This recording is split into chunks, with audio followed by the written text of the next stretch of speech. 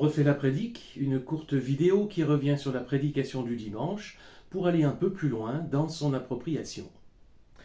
Dimanche, c'était la troisième et dernière prédication d'une mini-série de pré-rentrée autour d'un des grands fondamentaux de la vie chrétienne, la lecture de la Bible. Lire la Bible et la comprendre, c'est bien. La mettre en pratique, c'est mieux. Car le vrai défi de la Bible, plus encore que de la lire et de la comprendre, c'est de mettre en pratique son enseignement. D'ailleurs, lire la Bible, la comprendre sans la mettre en pratique, est-ce vraiment comprendre la Bible ? C'est bien ce que veut dire d'une certaine façon l'apôtre Jacques dans son épître, dans le passage qui faisait l'objet de la prédication ce dimanche.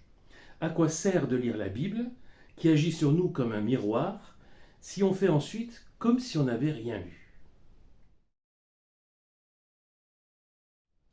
Pour pratiquer la Bible, pour avoir une bonne mise en pratique de son enseignement, nous avons relevé 3 impératifs. En premier lieu, l'importance d'une lecture attentive, priante et sérieuse de la Bible. Une bonne mise en pratique commence par une bonne lecture. Ensuite, pour pratiquer la Bible, ce qui change tout, c'est l'intention avec laquelle on la lit. Une bonne mise en pratique découle d'une bonne intention de lecture. Et enfin, il ne faut pas oublier un acteur invisible mais indispensable dans tout ce processus, c'est le Saint-Esprit. Une bonne mise en pratique passe par l'action en nous du Saint-Esprit.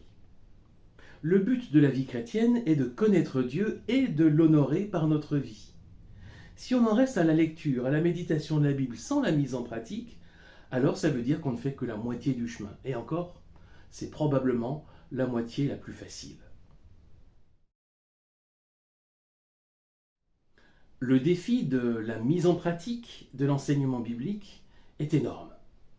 C'est même un défi que sans doute nous ne pourrons jamais pleinement relever ici-bas. Pour certains textes bibliques, c'est assez facile de comprendre ce que ça implique concrètement de les pratiquer.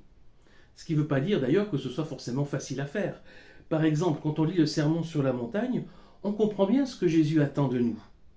Mais on comprend vite aussi quel défi ça représente. Pour bien d'autres textes, le premier défi sera de comprendre ce que cela peut impliquer de les pratiquer. Et c'est ici qu'une lecture intelligente, couplée à une lecture priante, deviennent nécessaires. Bon nombre de textes bibliques ne sont pas praticables, entre guillemets, tout de suite. Il faut au préalable un travail d'interprétation et d'application.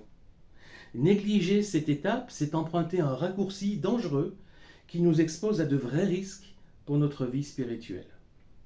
D'une manière générale, il s'agit de discerner ce qu'il y a d'universel derrière le particulier d'un texte pour ensuite l'appliquer au particulier de notre vie aujourd'hui.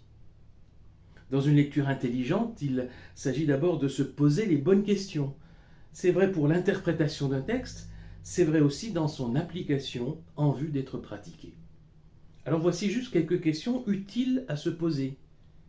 Quel principe général, quelle valeur ou quelle conviction sous-tend ce texte ?